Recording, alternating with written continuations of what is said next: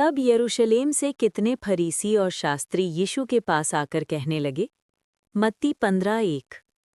तेरे चेले पुरनियों की रीतों को क्यों टालते हैं कि बिना हाथ धोए रोटी खाते हैं? मत्ती 15:2। उसने उनको उत्तर दिया कि तुम भी अपनी रीतियों के कारण क्यों परमेश्वर की आज्ञा टालते हो? मत्ती 15:3। क्योंकि परमेश्वर ने कहा था कि अपने पिता और अपनी माता का आदर करना, और जो कोई पिता या माता को बुरा कहे वो मार डाला जाए। मत्ती 15:4। पर तुम कहते हो कि यदि कोई अपने पिता या माता से कहे कि जो कुछ तुझे मुझसे लाभ पहुंच सकता था वो परमेश्वर को भेंट चढ़ाई जा चुकी, तो वो अपने पिता का आदर न करे, सो तुमने अपनी रीतियों के कारण परमेश्वर का वचन टाल दिया। मत्ती 15:6। हे कपटियों, यशाया ने तुम्हारे विषय में ये भविष्यवाणी ठीक की। मत्ती 15:7।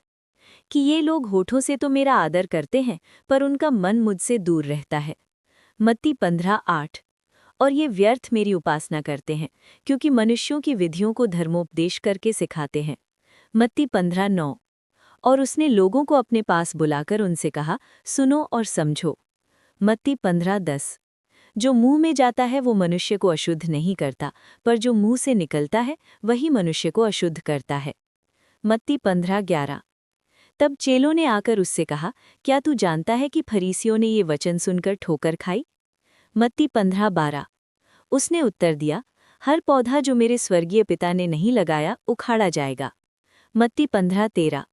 उनको जाने दो, वे अंधे मार्ग दिखाने वाले हैं, और अंधा यदि अंधे को मार्ग दिखाए तो दोनों गड्ढे में गिर पड़ेंगे। मत्ती 15:14। ये सुनकर पतरस ने उससे कहा, ये दृष्टांत हमें समझा दे। मत्ती 15:15। उसने कहा, क्या तुम भी अब तक ना समझ हो? मत्ती 15:16। क्या नहीं समझते कि जो कुछ मुंह में जाता वो पेट में पड़ता है और संडास में निकल जाता है? मत्ती 15:17। पर जो कुछ मुंह से निकलता है वो मन से निकलता है, और वही मनुष्य को अशुद्ध करता है। मत्ती 15:18। क्योंकि कुचिंता, हत्या, परस्त्रीगमन, व्यभिचार, चोरी, झूठी गवाही और निंदा मन ही से निकलती हैं। मत्ती 15:19। यही है जो मनुष्य को अशुद्ध करती है, परंतु हाथ बिना धोए भोजन करना मनुष्य को अशुद्ध नहीं करता। मत्ती 15:20। यीशु वहां से निकलकर सूर और सैदा के देशों की ओर चला गया। मत्ती 15:21। और देखो, उस देश से एक कनाली स्त्री निकली और चिल्लाकर कहने लगी, हे प्रभु दाऊद के संतान, मुझ पर दया कर, मेरी बेटी को दुष्टात्मा बहुत सता रहा है। मत्ती 15:22। पर उसने उसे कुछ उत्तर न दिया, और उसके चेलों ने आकर उससे विनती कर कहा, इसे विदा कर, क्योंकि वो हमारे पीछे चिल्लाती आती है। मत्ती 15:23। उसने उत्तर दिया कि इज़राइल के घराने की खोई हुई भेड़ों को छोड़ मैं किसी के पास नहीं भेजा गया। मत्ती 15:24। पर वो आई और उसे प्रणाम करके कहने लगी, हे प्रभु, मेरी सहायता कर। मत्ती 15:25। उसने उत्तर दिया कि लड़कों की रोटी लेकर कुत्तों के आगे डालना अच्छा नहीं। मत्ती 15:26। उसने कहा, सत्य है प्रभु, पर कुत्ते भी वो चूर चार खाते हैं जो उनके स्वामियों की मेज से गिरते हैं। मत्ती 15:27। इस पर यीशु ने उसको उत्तर देकर कहा, हे स्त्री, तेरा विश्वास बड़ा है, जैसा तू चाहती है तेरे लिए वैसा ही हो। और उसकी बेटी उसी घड़ी से चंगी हो गई। मत्ती 15:28। यीशु वहां से चलकर गलील की झील के पास आया और पहाड़ पर चढ़कर वहां बैठ गया। मत्ती 15:29। और भीड़ पर भीड़ लंगड़ों, अंधों, गूंगों, टुंडों और बहुत औरों को लेकर उसके पास आए और उन्हें उसके पांवों पर डाल दिया, और उसने उन्हें चंगा किया। मत्ती 15:30। सो जब लोगों ने देखा कि गूंगे बोलते हैं और टुंडे चंगे होते हैं, लंगड़े चलते हैं और अंधे देखते हैं, तो अचंभा करके इज़राइल के परमेश्वर की बड़ाई की। मत्ती 15:31। यीशु ने अपने चेलों को बुलाकर कहा, मुझे इस भीड़ पर तरस आता है, क्योंकि वो 3 दिन से मेरे साथ हैं और उनके पास कुछ खाने को नहीं, और मैं उन्हें भूखा विदा करना नहीं चाहता, कहीं ऐसा न हो कि मार्ग में थक कर रह जाएं। मत्ती 15:32। चेलों ने उससे कहा, हमें जंगल में कहाँ से इतनी रोटी मिलेगी कि हम इतनी बड़ी भीड़ को तृप्त करें? मत्ती 15:33। यीशु ने उनसे पूछा, तुम्हारे पास कितनी रोटियां हैं? उन्होंने कहा, 7 और थोड़ी सी छोटी मछलियां। मत्ती 15:34। तब उसने लोगों को भूमि पर बैठने की आज्ञा दी। मत्ती 15:35। और उन 7 रोटियों और मछलियों को ले धन्यवाद करके तोड़ा और अपने चेलों को देता गया और चेले लोगों को। मत्ती 15:36। सो सब खाकर तृप्त हो गए और बचे हुए टुकड़ों से भरे हुए 7 टोकरे उठाए। मत्ती 15:37। और खाने वाले स्त्रियों और बालकों को छोड़ 4000 पुरुष थे। मत्ती 15:38। तब वो भीड़ को विदा करके नाव पर चढ़ गया और मगदन देश के सिवानों में आया। मत्ती 15:39। आओ मैं आपको इसका वचन कर विस्तार से समझाऊं।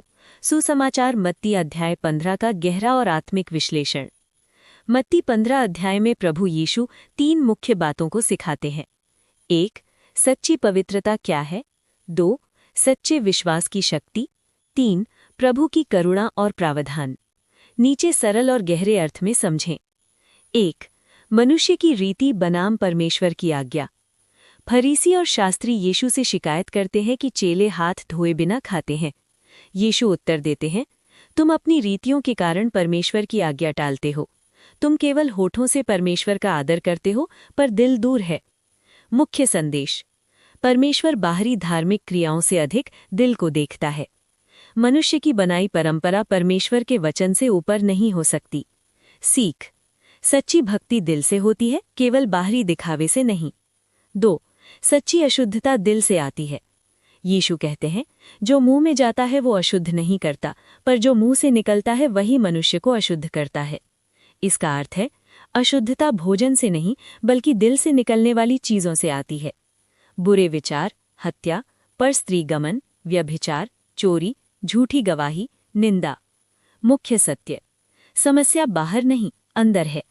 दिल शुद्ध होगा तो जीवन शुद्ध होगा। 3. कनानी स्त्री का महान विश्वास। एक कनानी स्त्री अपनी बेटी की चंगाई के लिए यीशु से विनती करती है।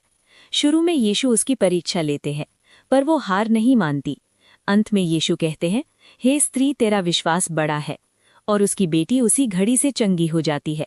सीख। सच्चा विश्वास हार नहीं मानता।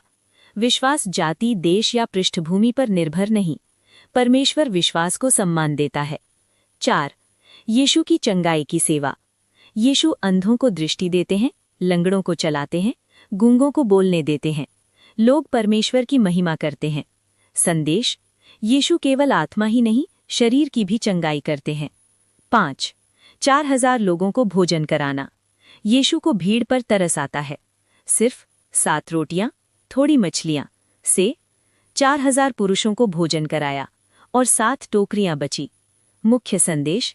यीशु हमारी जरूरतों का प्रबंध करते हैं। उनके पास कमी नहीं, केवल आशीष है। इस पूरे अध्याय का मुख्य सार ये है, परमेश्वर दिल को देखता है, परंपरा को नहीं। सच्ची अशुद्धता दिल से आती है। विश्वास चमत्कार लाता है। यीशु करुणामयी और सामर्थी हैं। यीशु हमारी हर जरूरत पूरी करते हैं। जीवन में लागू करने वाली बातें। बाहरी धर्म से अधिक दिल को शुद्ध रखें। विश्वास में दृढ़ रहें। यीशु पर भरोसा रखें। परमेश्वर हमारी जरूरतों को